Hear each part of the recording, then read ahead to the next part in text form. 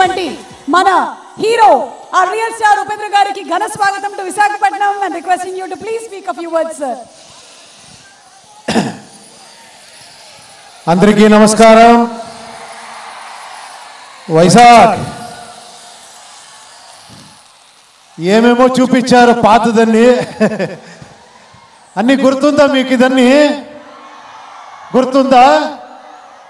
ఏ ఉపేంద్ర గుర్తుందా? రక్త కన్నీరు గుర్తుందా? అదన్నీ ఈ ఫిలంలో ఎక్స్పెక్ట్ చేయదండి. ఇది దానికింత పైన ఉంటుంది.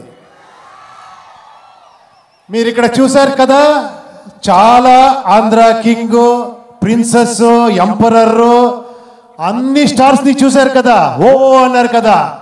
వాళ్ళందరినీ రిప్రజెంట్ చేస్తున్నాను ఈ ఫిలంలో, అంతే.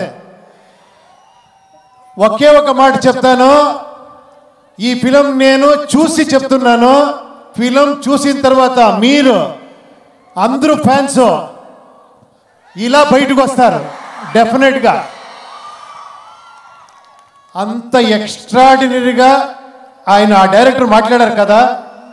నేను ఎక్కువ మాట్లాడుతున్నాను. ఎంత సూపర్గా మాట్లాడారంటే మీరు 1 hour మాట్లాడుతూనే వినొచ్చు, అలా మాట్లాడారు మీరు డైరెక్టర్.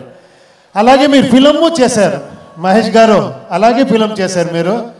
అంత బ్యూటిఫుల్గా, అంత elevation, commercial, action, song, love ఏం లేదు, అన్నీ ఉంది ఈ ఫిలంలో.